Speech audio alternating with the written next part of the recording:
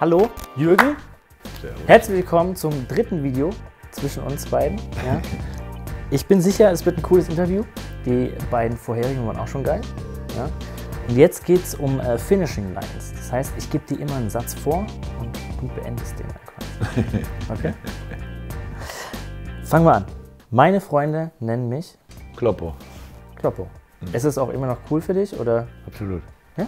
Das aber hängt damit zusammen, dass ich meinen Vornamen nie wirklich mochte, aber das hängt mit meiner, wo ich herkomme, zusammen. Das heißt Jürgen, in Baden-Württemberg Jürgen. Jürgen, ja. Das klingt wie Würgen. Ja. Und das fand ich aber nie so cool. Das war meine ganze Kindheit durch, also erst war ich Lisbeth.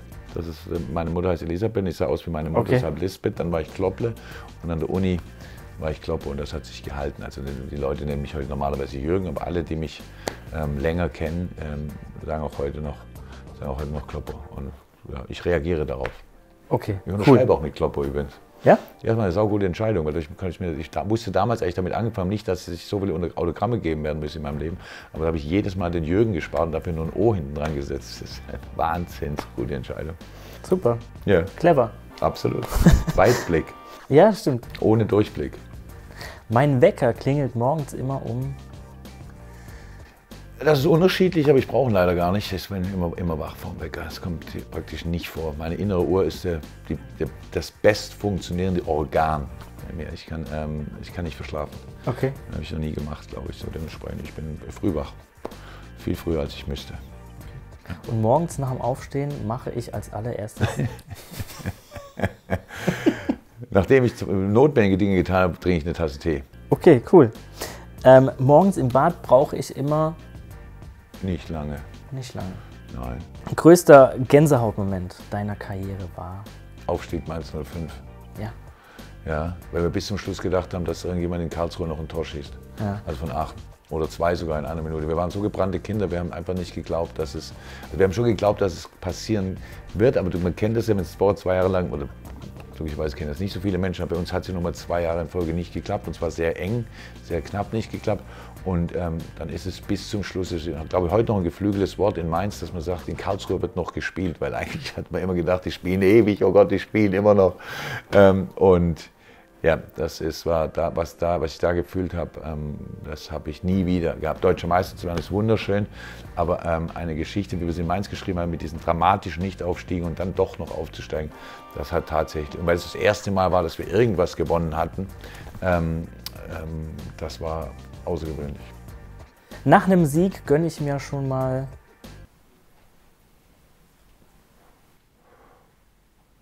Also direkt nach dem Sieg habe ich zu gar nichts, da können wir gar nichts gönnen, weil ich direkt in Interviews renne. Ja. Nee, ich gönne mir nichts. Es ist nicht so, dass ich was Spezielles mache nach einem Sieg. Das ist eigentlich nicht der Fall. Es ist tatsächlich so, die Arbeit endet nicht mit dem Spiel, sondern dann geht eigentlich so der nicht unangenehme Teil, aber der dann manchmal schon lästige Teil. Ich glaube, ich gebe 15 Interviews nach dem Spiel. Und das ist schon, ja, zieht sich. Und dann bis du dann da durch bist, spielst du schon fast wieder. Und dementsprechend gönne ich mir nichts, aber ich fühle mich gut. Das ist schön, das darf man das machen und das reicht mir. Ist auch schön. Ja, absolut. Die Reds sind für mich. Ein außergewöhnlich toller Verein, weil ich das nicht gedacht hätte, dass dieser Verein, der riesig ist, das weiß irgendwie jeder, dass wir im Kern tatsächlich so familiär sind. Damit hätte ich nicht gerechnet. Und das ist echt schön, das kommt mir echt entgegen. Also deswegen ist das für mich so eine ganz, ganz tolle Kombination, in einem Weltklasse-Verein zu arbeiten und gleichzeitig dieses Heimatgefühl zu haben. Also das haben wir absolut. Das ganz, ganz tolle Leute hier kennengelernt, den Verein wirklich lieben gelernt. Das ist großartig. Das Stadion ist außergewöhnlich. Fankultur ist sensationell, dementsprechend ist das ja, der beste Verein in England. Ja. Ihr spielt ja auch einen sensationellen Fußball, von dem her. Mal so, mal so. Also wir spielen schon gut, ja, wir sind nicht so schlecht, das stimmt. Das stimmt. Ja. Ich bin ein heimlicher Fan von. Heimlicher Fan?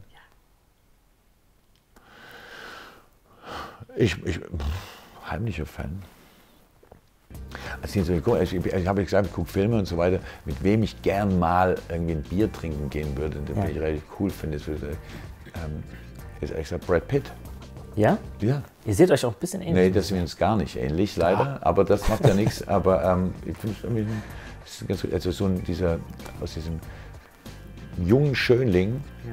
Das ist, wie ich finde, durchaus ein Charakterdarsteller so entstanden. Also da wird auch noch einiges kommen. Finde ich aber gut. Die ganze Clique ist irgendwie ganz witzig. Also aus Ocean's 11, mit denen könnte ich alle eins aufgehen können. Ja.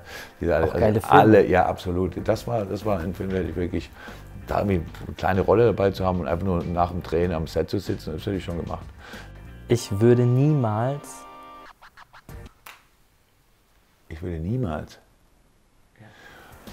das ist rechts breit, ne? wählen. Ich Rechts will niemals, ich will nicht mal rechts denken. So, ja, das will ich niemals. So. Das ist eine gute Antwort. Ja, Gott. Es ist auch sehr beispielhaft. Weiß ich gar nicht. Ich hoffe nicht, dass wir dabei einfach, ich glaube, die haben mit 13% gehabt, glaube ich, bei der letzten Wahl. Ich fand das irgendwie ganz positiv, weil 87% sind noch nicht gegen die Schleuse geschwommen. Das ist ja auch okay, ist ja auch eine Zahl, die man nehmen kann. Richtig. Und dann kommen wir zur letzten. Das Schönste im Profifußball ist? Also ich liebe das Spiel und habe das immer getan.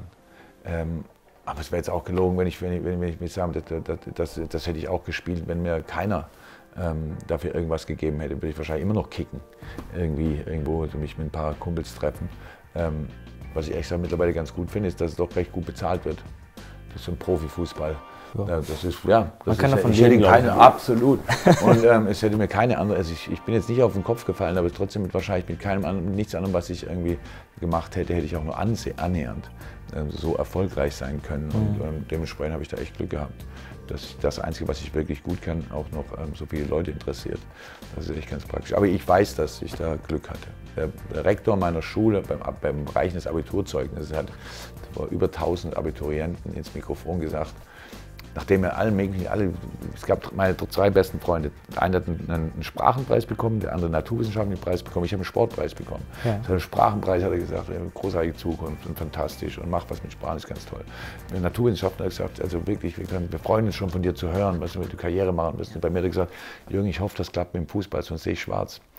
Das fand ich irgendwie... Man hat ja recht gehabt, aber muss man das denn sagen? So, und das ist echt eine Glück gute Frage, gehabt. ja. Ja, ich habe Glück gehabt, offensichtlich. Ja, cool. Auch das dritte Interview mit dir hat mir sehr viel Spaß gemacht. Ja, wunderbar. Und ich glaube, den Leuten da draußen auch. Und da ich mich jetzt nach 3 Interviews auch schon so ein bisschen als Kumpel sehe, ja, sage ich vielen Dank, Kloppo. Ja, war sehr geil. Und wenn euch das Video gefallen hat, dann wieder ein Like da lassen, unseren Kanal abonnieren und dann sehen wir uns beim nächsten Mal. Wir beide sind raus. Ciao.